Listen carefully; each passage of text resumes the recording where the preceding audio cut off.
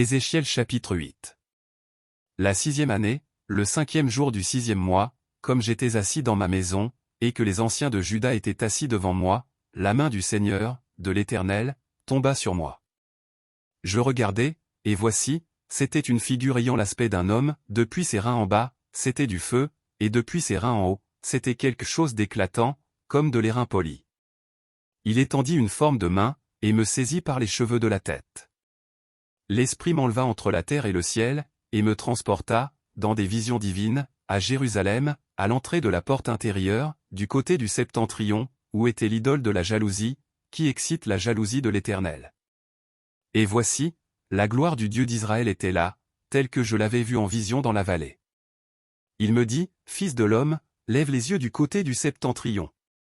Je levai les yeux du côté du septentrion, et voici, cette idole de la jalousie était au septentrion de la porte de l'autel, à l'entrée. Et il me dit, Fils de l'homme, vois-tu ce qu'ils font, les grandes abominations que commet ici la maison d'Israël, pour que je m'éloigne de mon sanctuaire? Mais tu verras encore d'autres grandes abominations. Alors il me conduisit à l'entrée du parvis. Je regardai, et voici, il y avait un trou dans le mur. Et il me dit, Fils de l'homme, perce la muraille. Je perçai la muraille, et voici, il y avait une porte. Et il me dit, Entre, et vois les méchantes abominations qu'ils commettent ici. J'entrai, et je regardai, et voici, il y avait toutes sortes de figures de reptiles et de bêtes abominables, et toutes les idoles de la maison d'Israël, peintes sur la muraille tout autour. 70 hommes des anciens de la maison d'Israël, au milieu desquels était Jazania, fils de Shaphan, se tenaient devant ces idoles, chacun l'encensoir à la main, et il s'élevait une épaisse nuée d'encens. Et il me dit, Fils de l'homme, vois-tu ce que font dans les ténèbres les anciens de la maison d'Israël, chacun dans sa chambre pleine de figures? Car ils disent, l'Éternel ne nous voit pas, l'Éternel a abandonné le pays.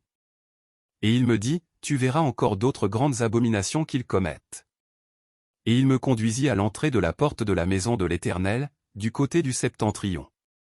Et voici, il y avait là des femmes assises, qui pleuraient à Muse. Et il me dit, vois-tu, fils de l'homme? Tu verras encore d'autres abominations plus grandes que celles-là. Et il me conduisit dans le parvis intérieur de la maison de l'Éternel. Et voici, à l'entrée du temple de l'Éternel, entre le portique et l'autel, il y avait environ 25 hommes, tournant le dos au temple de l'Éternel et le visage vers l'Orient, et ils se prosternaient à l'Orient devant le soleil. Et il me dit, vois-tu, fils de l'homme? Est-ce trop peu pour la maison de Juda de commettre les abominations qu'ils commettent ici? Faut-il encore qu'ils remplissent le pays de violence, et qu'ils ne cessent de m'irriter? Voici, ils approchent le rameau de leur nez.